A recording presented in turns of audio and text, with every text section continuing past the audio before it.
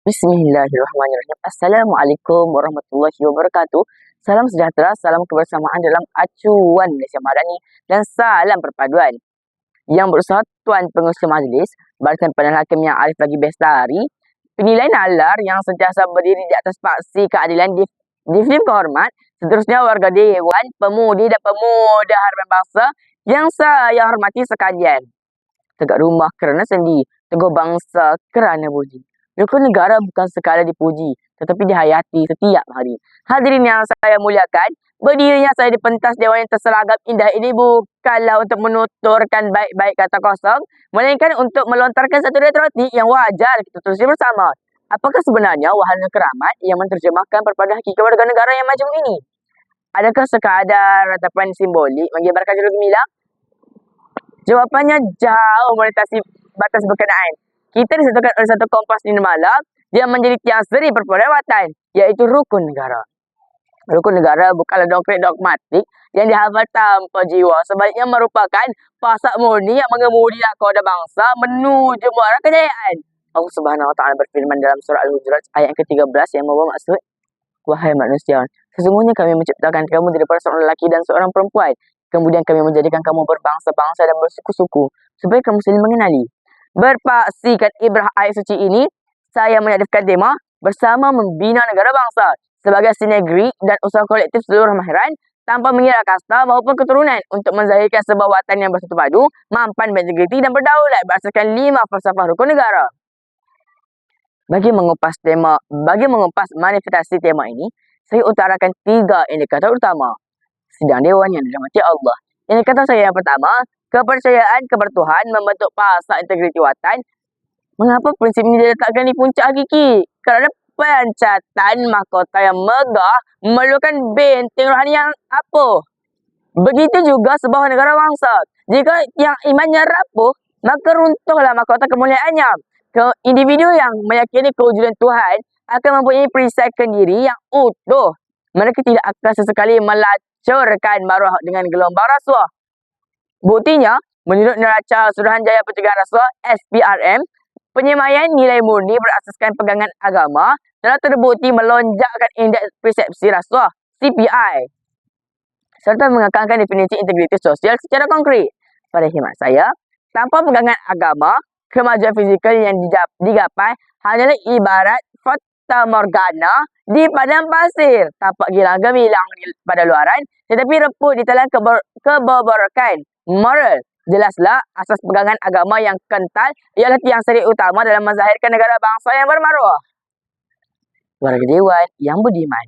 Indikator saya yang kedua, keluhuran perlembagaan menjamin paksi keadilan dan kestabilan. Mengapa keluhuran perlembagaan ini amat imperatif? Kerana perlembagaan persekutuan ialah manhaj yang kanun tertinggi tanah air yang menaungi setiap jiwa tanpa membezakan warna kulit maupun iktikat. Perlembagaan ialah kontra sosial sakrala yang mengimbangi hak asasi mahiran dan ketuhanan nasional. Ia memastikan tiada mana-mana pihak dapat bertindak sewenang-wenangnya mengikut hawa nafsu politik maupun kelompok. Buktinya, keharmonian dan kestabilan sosioekonomi yang kita nikmati hari ini berdiri teguh di atas teras perlembagaan yang dijunjung. Apabila perlembagaan dihormati, hak majoriti dipelihara, hak majoriti dilindungi dan keadilan dapat ditegakkan tanpa sebarang syakwa sangka. Sebaliknya, jika kanun tertinggi ini diderhakai, kedamaian nasional akan berkecai menjadi kebinasaan dan azam membina negara bangsa akan lebur di tengah jalan. Jelaslah apabila perlembagaan dijunjung tinggi, keadilan dapat ditegakkan dan kestabilan negara kekal terpelihara. Warga Dewan yang santun lagi berwibawa. Indikator saya yang ketiga, kesepanan dan kesusilaan memupuk peringkat perpaduan hakiki. Hadirin sekalian, dalam era gelombang kognitif dan labuh raya maklumat hari ini, cabaran terbesar bukanlah retakan fizikal, tetapi kebiadaban tutur kata di alam maya jadi jemari dan papan kekunci kerana melangkaui akal budi sehingga mahu mencetuskan politik yang merasakan ukhuwah.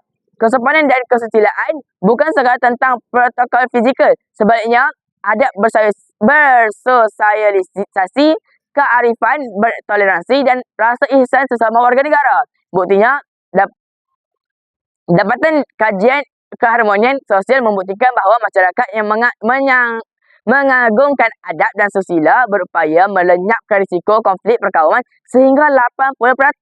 Apabila kita bersopan, sebarang silang pendapat ditangani secara saksama dan berhikmah. Jelaslah nilai kesopanan dan kesusilaan merupakan peringkat paling ampuh yang menjalin perpaduan hakiki. Hadirin yang saya hormati, sebagai rumusan pidato saya, menterjemahkan impian membina negara bangsa bukanlah satu benteng. Ia menuntut kebersamaan yang utuh daripada staf kepimpinan, pihak swasta, mahiran di desa sehingga anak muda harapan bangsa.